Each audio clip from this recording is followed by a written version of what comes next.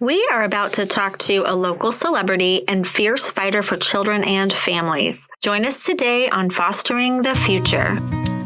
Welcome to the Fostering the Future podcast, a show about all things child welfare, dependency, adoption, and foster care. Here are your hosts, veterans in the world of child welfare, Jack and Kat.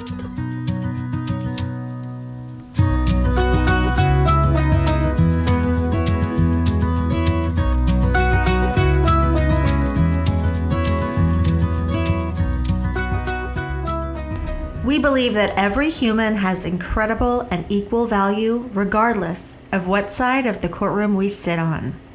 We hope that everyone feels welcome and accepted here on Fostering the Future.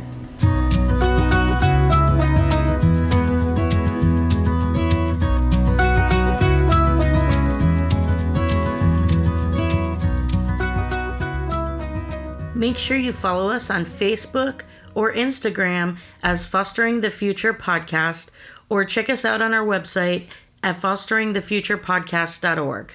Judge Tepper, could you educate me on what Project One is? The National Council of Juvenile Family Court Judges has sponsored model courts around the country for various things. This was another one of their model court projects. They gave me technical assistance, which meant Project One is the one judge, one family, no wrong door, equal and coordinated access to justice, and with an overlay of trauma. They expected you to have collaboration with stakeholders. For instance, I'd have a meeting over lunch and invite people. I invited the Early Learning Coalition to join us. And when they first came, I remember the woman that came is now retired, and she said, I feel like I'm the little kid who made it to the big kids table at Thanksgiving, and nobody's ever asked me to participate. And they were critical partner, because when they learn things, then they would have people, they do train the trainers. And so that the early learning centers weren't throwing kids out because they had tantrums. They were learning about the circle of security and attachment and meeting a child's needs. And during our stakeholders meetings, we might say, what do we want to learn about next week? We did a presentation on the raising of America. You've heard a lot in the news these days about how far we are down in the industrialized nations for paid childcare. This was a 5-part presentation where you learned about an impoverished,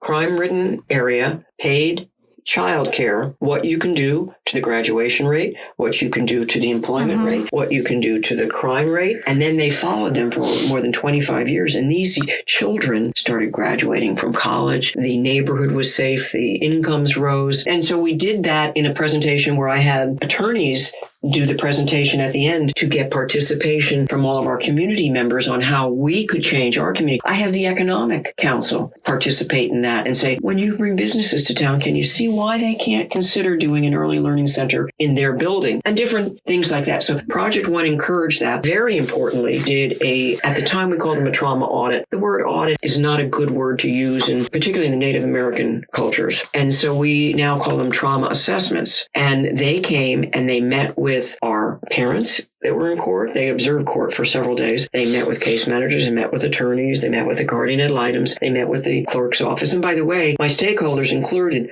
people from the clerk's office, people from the Domestic Violence Center, people from Bay Area Legal Services. Everybody was participating that we could get. My chief of police would often come. The mayor would come. We were all learning together. Sometimes it might be a webinar on early childhood court. Sometimes it might be a webinar on fetal alcohol spectrum disorder. Not me teaching it per se, but somebody that I knew that would do it. When they did the trauma assessment, and I thought I knew so much. I mean, I'd been teaching domestic violence. I knew what I was doing. And then they took a look and they walked through the building, walk in the shoes of the families that are coming into your courthouse. I learned because I used to go to another courthouse sometimes for meetings, and I was getting traumatized by the staff saying, you know better than to do that. You need to do that.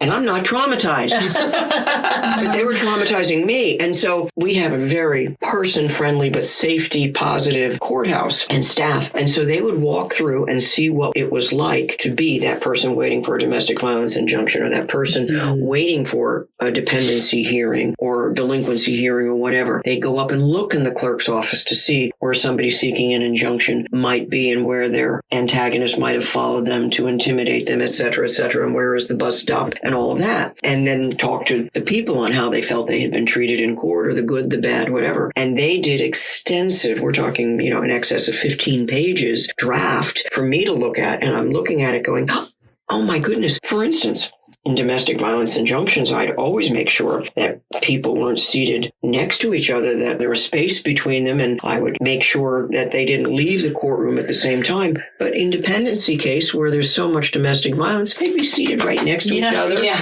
They'd be leaving at the same time. Yeah. Shame on me. So they came up with ideas. And I then walked the courthouse with somebody from the Domestic Violence Center, with somebody from the clerk's office, with a bailiff, to see what we could do to change it. And we completely changed things so that we were looking after the safety, and there were safety protocols, and there were many things that we did. So that was one of the things that they taught us. There were only 6 sites in the United States that were selected. And we then taught at other conferences on what we learned from our trauma assessments and how you could change things. I could have a team I could select that would go out to the National Judicial College, National Council, and we would get an education, and then we would also get a chance to teach others what we were learning. That happened several times over the years. It was all free to us. It was remarkable. And the outcomes were very positive. Of course, in my opinion, there's no reason every court that touches the life of a child shouldn't be a Project One judge. I was just thinking, I wish every single one of them was, because I've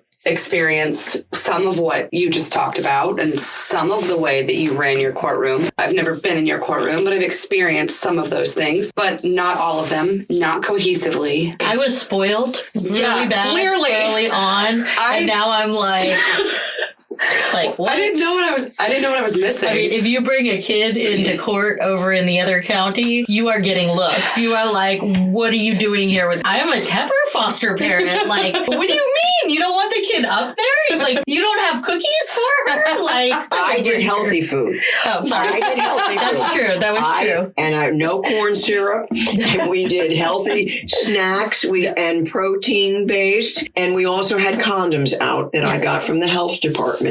And people just happily took them. In fact, one time I had them on my desk in chambers, and I happened to be on duty, so I was asked to do a search warrant, and there was somebody from the feds that had come in with the prosecutor to get it, and he's looking at my table, and there's condoms there. He goes, "You have condoms?" I go, "Yes, did you want one?" He said, "And how am I going to explain to my wife that the judge gave me condoms?"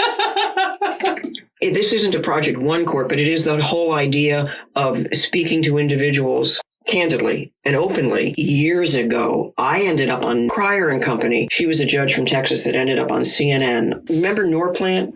It's off the market now, but they would inject, and it was good for 5 years. It would automatically have birth control go into the system. I had individuals who had, between the parents, they might have a 75 IQ. In the hospital, babies were falling, and it was not good. And they had both been raised in foster care. And that was just an example of one where I said, well, she couldn't wait to have another baby after that baby was taken. And I said, what I want you to do is go to the health department and see the pros and cons of doing this. I didn't have them come back and report to me. I just wanted them to have a choice. The ACLU was all over it, and it was on TV talking about that. But she doesn't need to lose another baby. And we'd done all the services we could do. But the father of the baby was raised in a cage, which was why he had been removed from his family. I didn't know what abuse she would have suffered. All I knew was that we did not want to remove her children, but we had no alternative. And fast forward, by the way, when those children turned 18, she came in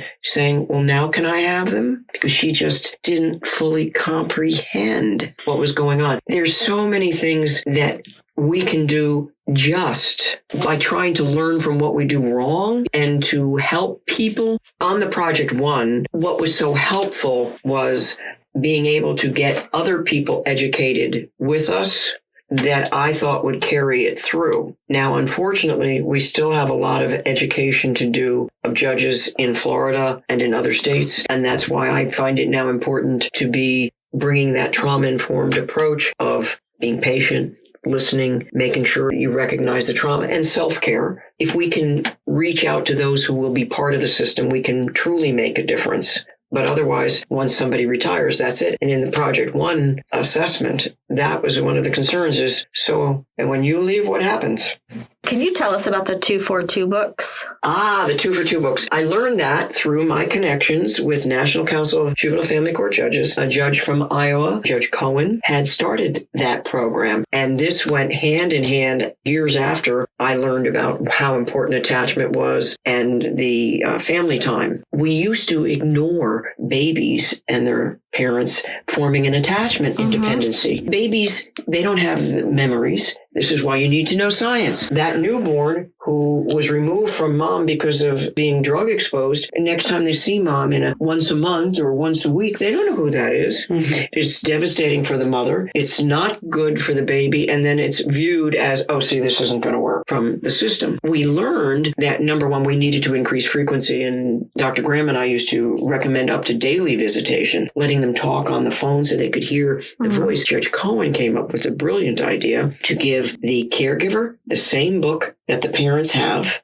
Parents would read that book to the baby during a parenting time, a visit, with the baby in their lap, turning the pages, hearing the voice. And then it's not like calling your 10-year-old to talk on the phone. I would coordinate and make sure that they would be willing to do up to daily times for the parent to call or whoever placed the call to the caregiver with their copy of the book and the baby. And they would turn the pages with the baby in their lap as the parent read over the phone to them. That's wonderful. I don't know. Have you guys heard of this study where babies that are as young as 5 hours old show signs of depression, like diarrhea, excessive sleeping, when they are separated from their parents at birth? Not that, but I do know that the attachment is critical. Just critical. And in fact, Dr. Graham helped teach me this, in the days of crack. She was in Miami at the time. They go into the homes and they discover a baby in a box under the bed that wasn't crying. People always said, oh, it's such a good baby, never cries. No, the never crying is a very bad sign, as you well know. And that's because they gave up.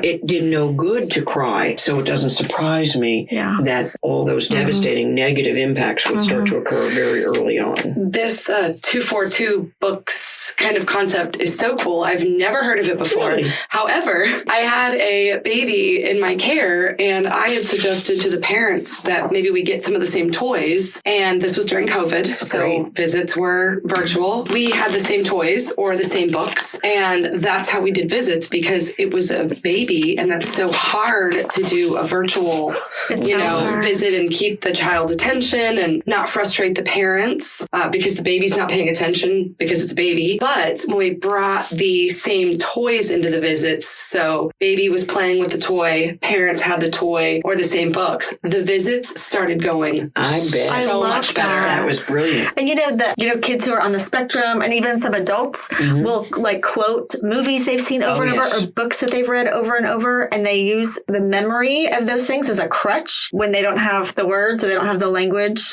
They'll use that echolalia as a crutch. It's almost like a lateral move. It's like an emotional crutch. I recognize this is familiar. It feels stable. It feels secure. And, you're almost like making a lateral move with attachment. That makes a lot of sense, that explanation. I mean, I don't know if it's right, but it seems like it would be just provide the child with so much stability and structure, because familiarity. When everything seems routines, so strange. That's why routines are important. Yeah. And it definitely seems like it'd make the adjustments from going back and forth less difficult. Even in family court, I would suggest to the parents, particularly with young children, is you need to try to get on the same schedule, whether it's when they get up, when they eat, when they go to bed. And so you're not further adding to the displacement. And it cuts down on anxiety because they know what to expect. How do you feel about the privatization of child welfare like we have in Florida? Because that happened while you were a judge, right? Yes. The privatization certainly appeared to be necessary. Understand, at the time, shocking to me, the budget of DCF, when they were doing everything before they started spreading money out to private entities, the court's budget at that time for an entire year would have run DCF for 4 days. How's that for a shock? Oh my gosh. Wow. 4 days. Then you begin to wonder, well, wait a minute, this is just way too many things that they're doing. And that's when they started to break it. They also broke off elder affairs around during that time period. And that seemed to be a good idea. I was part of the transition. I was sitting in juvenile dependency court at the time privatization began. And we started out A little bumpy, but fine. It made sense. Even though I speak to and teach and go to other jurisdictions, I can't say I specifically know which ones are privatized and which aren't. So I can't comment on the quality in other states. I think that privatization can work. I have been critical openly for many years that there was not adequate control over the disparity in compensation.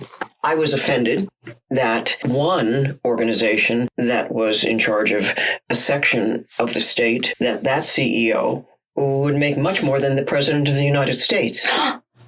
Initially. The current situation that you might have been reading about in the papers, that didn't exist until recently.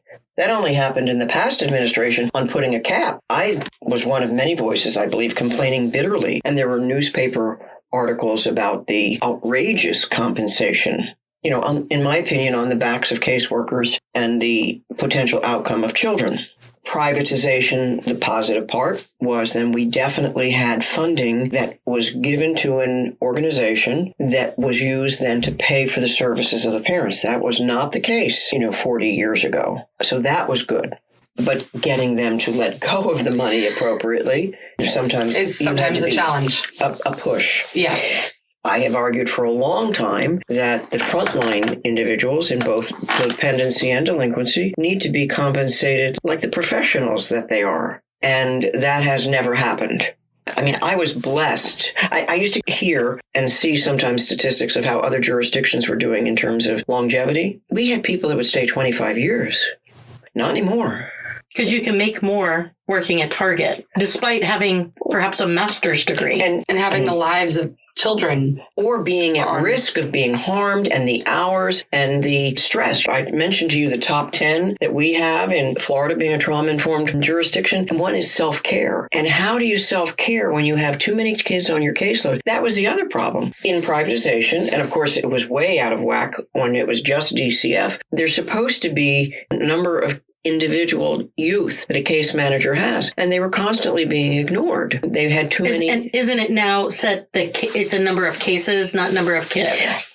I don't know that specifically. I believe so. Yeah. It's my understanding that it is not the number of kids, it's the number of cases. And when you consider that some of these cases, like one of my kids is one of 12. Right. So one case means 12 kids in some of these situations. That's I have a problem with that, and I don't think that bodes well for positive outcomes. So again, there was positives in privatization, but there needs to be some changes that are focused on those who deliver services. And I don't just mean case managers. We have individuals who are transporting youth, who I've seen superb individuals who are part of the solution, and as a stable individual who has a relationship with a child.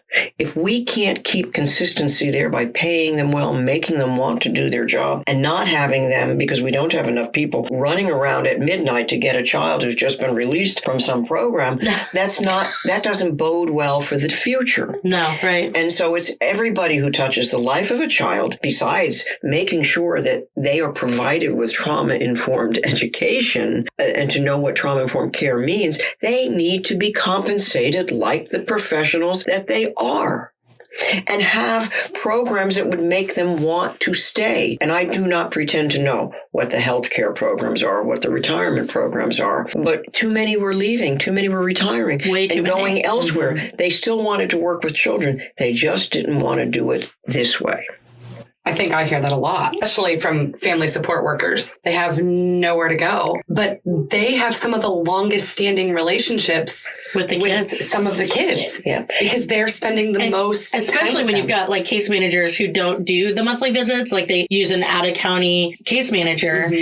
A lot of kids like really don't know their case manager. And then you've got the family support worker that's not only with the kid, with the parent when they're together, helping them with these relationships. Some of the people that I know that do that are absolutely incredible. Absolutely. And I don't know why they do it, because, we were talking to a case manager one time in here, and what we were discussing is the fact that this is the only job that I can think of, where the harder you work, the more it benefits others instead of yourself. You know, it's not like there's really anything you can do in this field if you're going to continue working in the dependency system that's going to give you an outstanding salary. Certainly, most of them cannot support their families on those salaries. And we know a lot of them that have other second jobs. Yep. And I can't even imagine that, knowing the hours they work in dependency. With all of the things that we've talked about, with all the stressors. The secondary trauma. Right. And the vicarious trauma is very powerful. I mean, I can remember many, many years ago just thinking, this is hopeless. Why am I doing this? Until I learned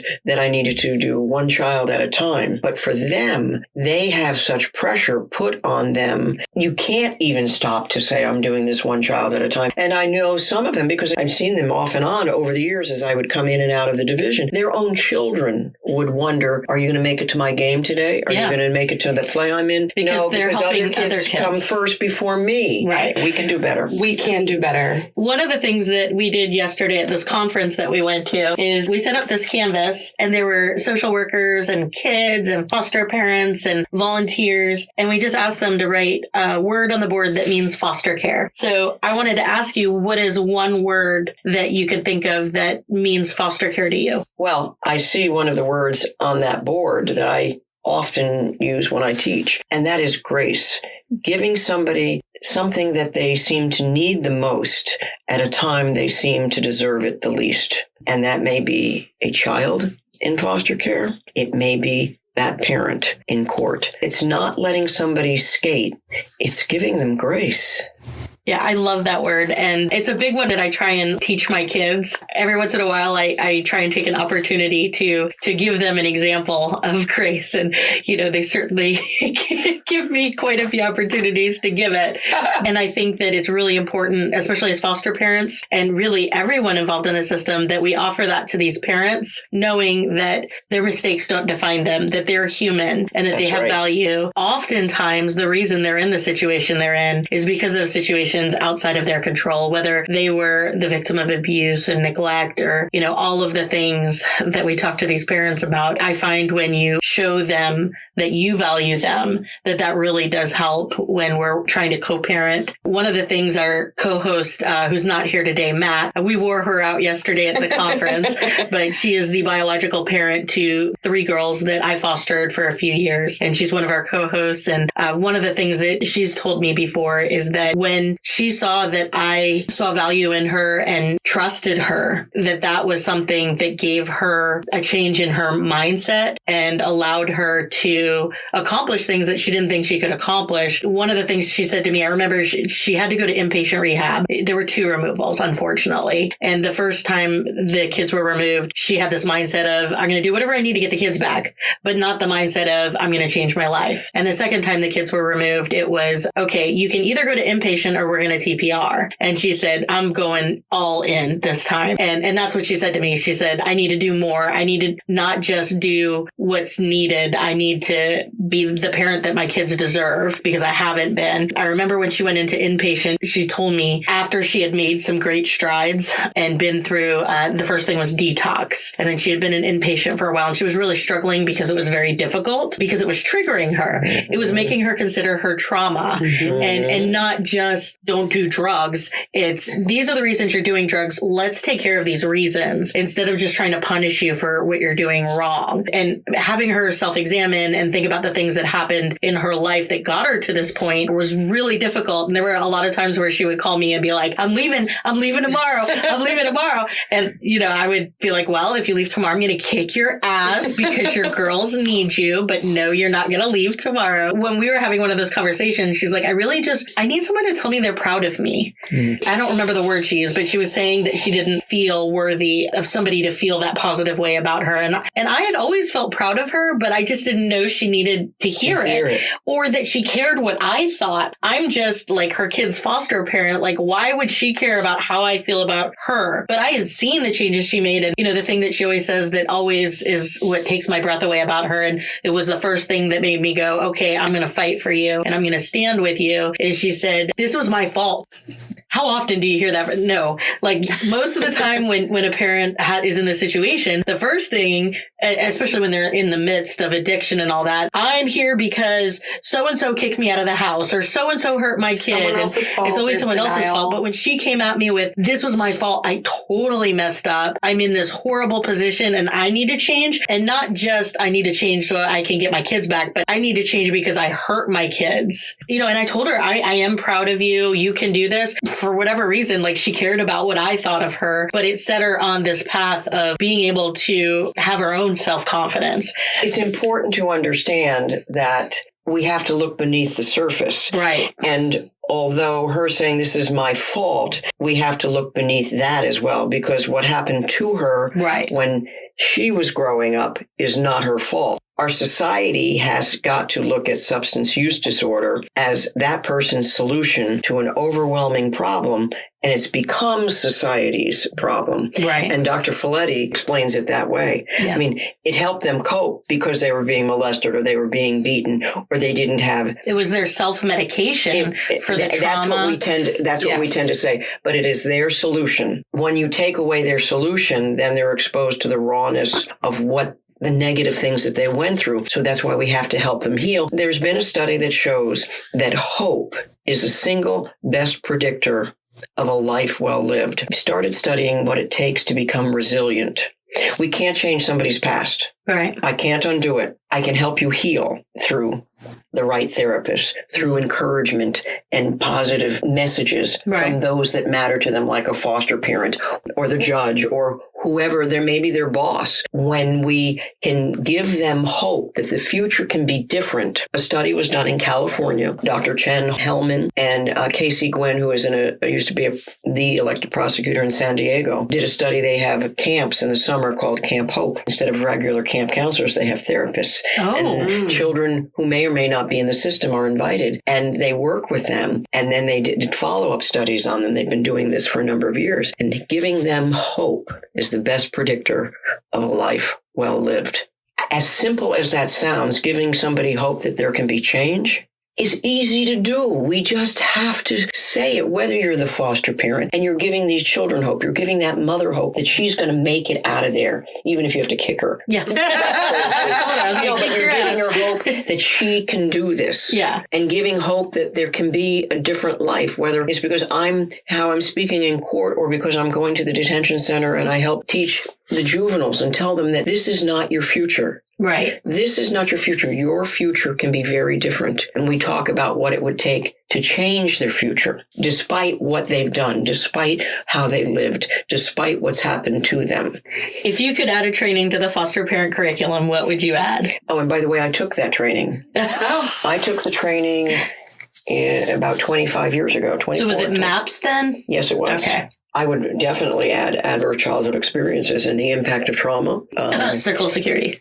Circle of security. The circle of security. They need to understand what children need to be able to explore so that their brain can grow, and what the consistency they need to be able to look back for encouragement and somebody to rescue them, so to speak, or keep them safe when they're about to fall, and to cheer them and to celebrate them when they succeed. That's the circle of security. That definitely should be part of it. And in addition, I think it's important that we teach about the science of attachment, but also how it's not us versus them. Way back when I was an attorney, it seemed that the parents always viewed the foster parents as the bad guy that wanted to take their children. And sometimes they still do. But we need to change that. And foster parents, I was very dismayed. I had been teaching in West Pasco to the Foster Parents Association periodically about family time and the importance of it and being creative and bonding and attachment. And I did far more parenting time mandated than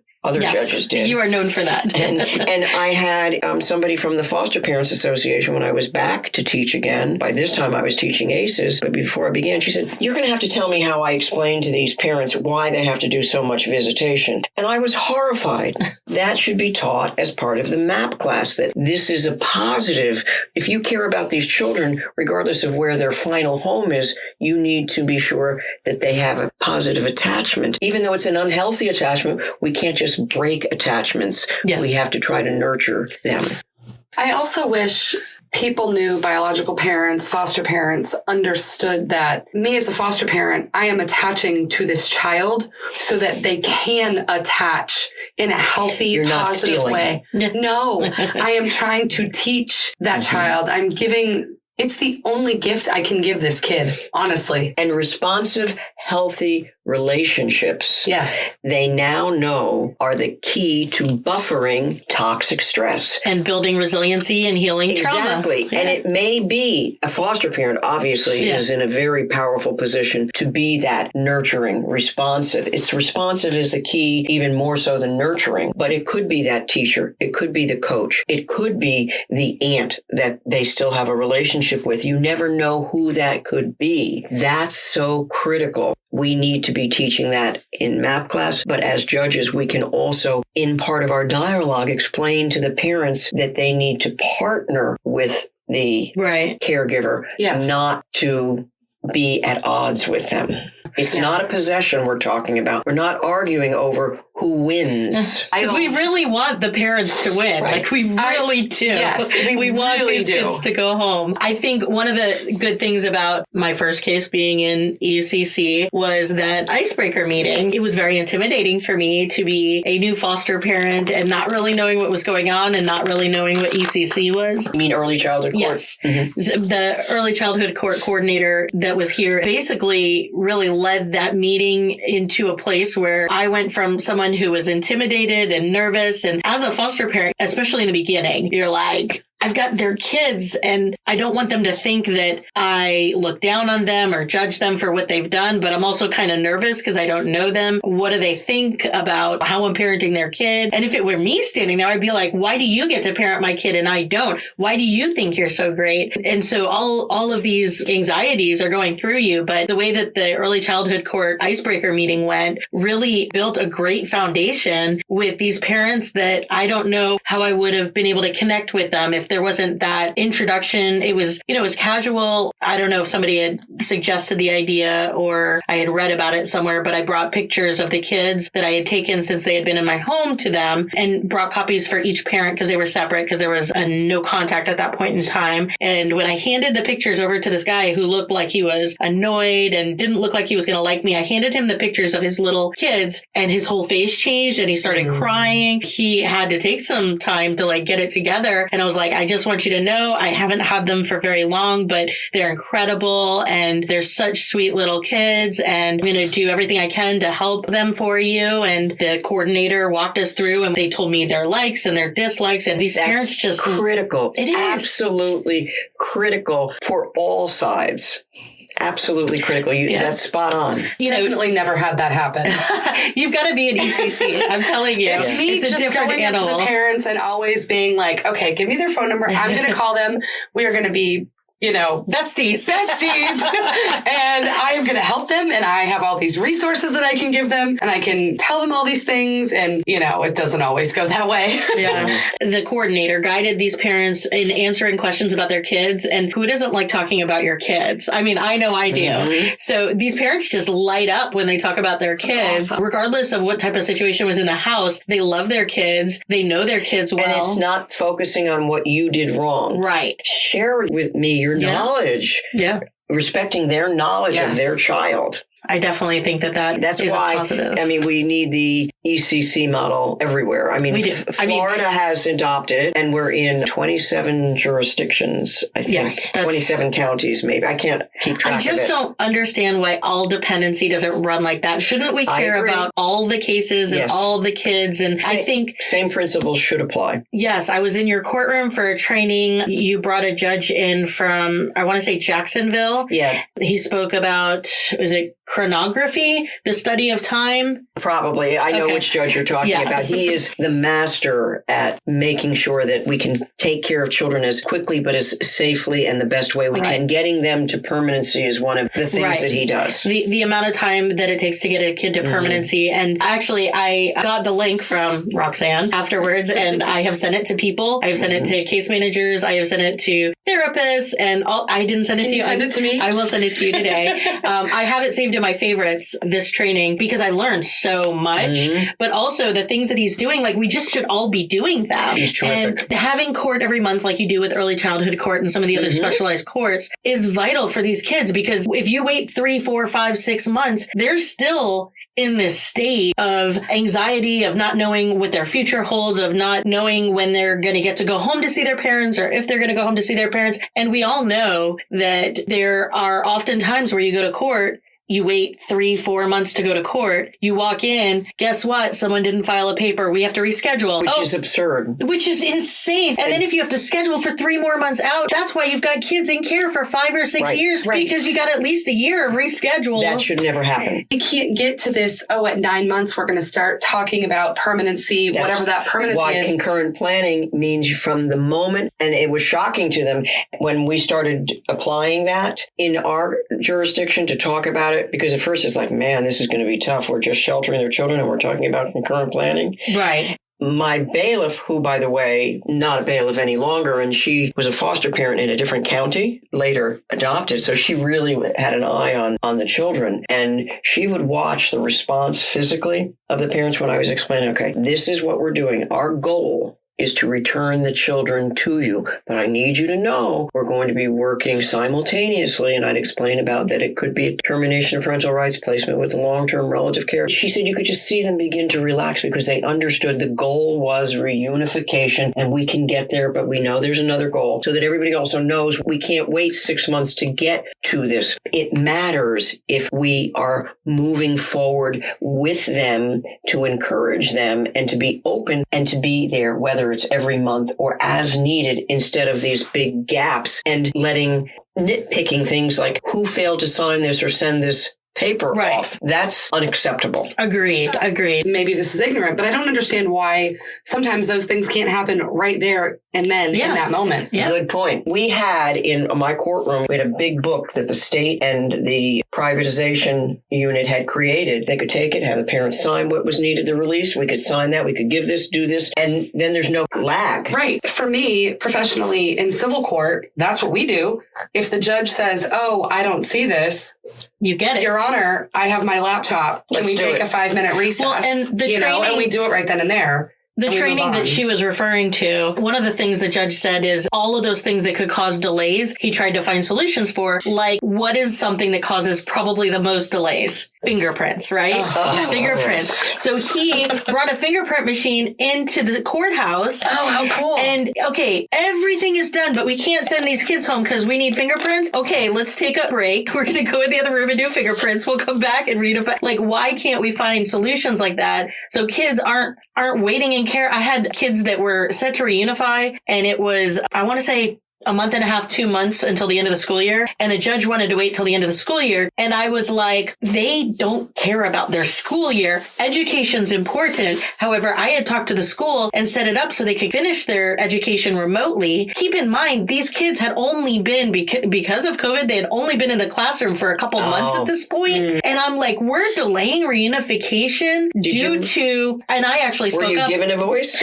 I did speak up. I wasn't given a voice. I took one. And, good for you. And I explained to him that I had already set up with the school that they could finish up the school remotely. Some of the kids were still doing remote in the classroom, so they were already set up for that. All they would have to do is switch back to how they were doing it a couple months ago. And he said, well, I don't want them to not be with their friends. And they didn't give me another opportunity to speak, but they could give a crap about their friends that they met a month ago. They want to be with their mom. They want to be with their grandmother. Me and this parent co-parent so much that like we really spent a lot of time together, but the permanency of them living with them and knowing that their mom had done what she had set out to do was a big difference. So we didn't actually get to reunify until the last day of school. And, we did what we could with it. But the judge basically implied that if you don't want your kids to be able to finish out the school with their friends, then maybe you haven't come as far as I thought you have. And I was like crushed. I wasn't given another opportunity to to speak because they knew that I was trying to and they kept cutting me off. That was a disservice to those kids. Those girls were very attached to their mom. There was no, like, she had been clean for 2 years. Wow. They kept delaying every little thing as far as their reunification went. So when they said that they wanted the kids to be able to spend more time with their friends instead of being home, I will always say that the biggest problem I see in the system, like, the system's broken. We all know that. There's so many things that need to be fixed. In my opinion, the biggest problem is kids languishing in care. You know, you don't think it's a big deal for it to be 2 or 3 years instead of a year. But then by the time those 2 or 3 years have passed, the trauma that kid has had from not having permanency has made them a different kid. Yes. I mean, talk to me about any of the kids in my home, and I will tell you the difference between when they came into care and when they left, and whether that's in a different foster home or my foster home, the lack of permanency has an effect. Absolutely. And the separation from their caregivers and those primary attachments has an effect. And then if you wait 3, 4, 5, 6 years to TPR the child, then you're looking for an adoptive home for maybe a 10-year-old instead of a 5-year-old. Right. Or maybe a 15-year-old. Florida used to get penalized financially because they didn't get children to permanency consistent with the federal act. This 5 years should not be happening today. Absolutely no reason it should be happening. I know for me, I see it All the time. A lot. And you see these older kids who are looking for adoptive homes. Yeah. And the reason they're looking for adoptive homes is because it took 5 years to TPR them. I'm engaged with a teen, not my almost adopted kiddo, but another one. And he is 14 and a half. And he is trying to figure out, if it doesn't work out with dad, what am I going to do?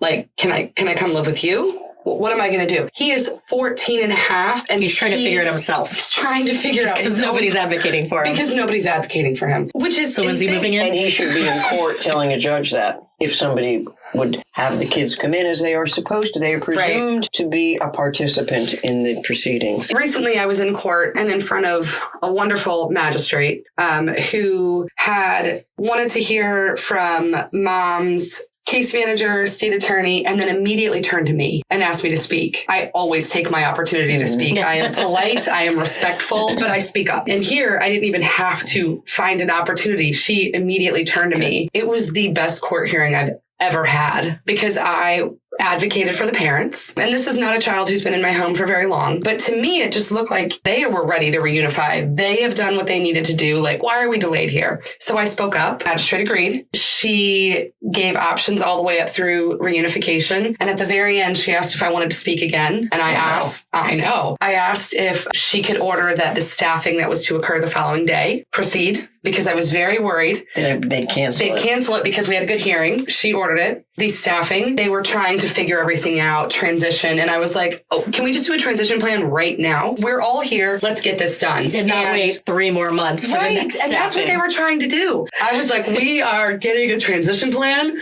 We are hitting a reunification date. There's no reason not to. There was no reason not to. And you know what? We still did it in like 20 minutes. I tried as much as I could to say, when this happens, we do this. We have alternatives, but we don't have maybes or ifs or when are we going to get back together to talk about or have a staffing. That used to be an issue.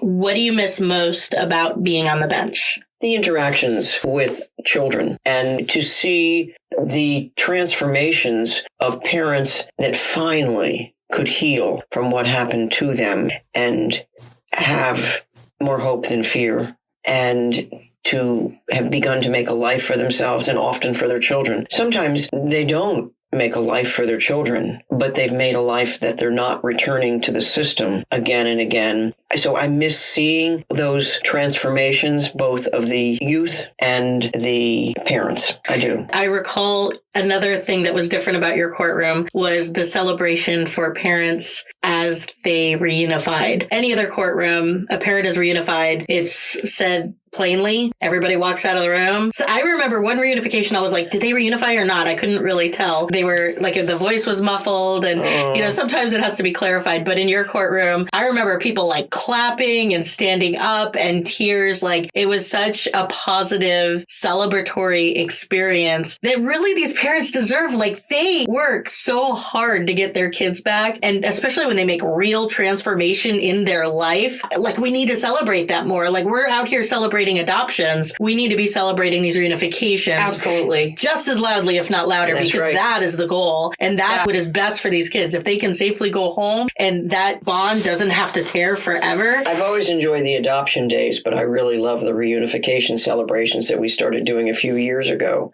It matters that somebody that has overcome such difficulty with such odds gets a positive response from all of us. It sends a very positive message to the parents that may still be sitting in the audience ready to start a case, and to the children that may be in court. And just so you know, there are problem-solving courts like the early childhood court really make a difference. They try very hard to celebrate the positive. And there are many superb judges around the state that indeed do that in their courtroom every day. And one of the things that bio parents tell us a lot is how they feel like nobody is ever cheering them on. They're like, the case manager isn't cheering me on. They're just telling me what to do. And I'm like, I get that. Like, I understand that job isn't like necessarily to be a cheerleader, but why not? We're going to get way more of a positive movements forward with these parents if they feel like they've really accomplished something, because a lot of the times they really do accomplish things, but nobody's telling them they accomplished it. So they kind of feel like, well, I guess that wasn't that big of a deal. In early childhood court, I can remember when our child parent psychotherapist was in court with the parents, I would ask the parents, so tell me what you've been doing, what you've learned. And they'd start talking and talking. And the therapist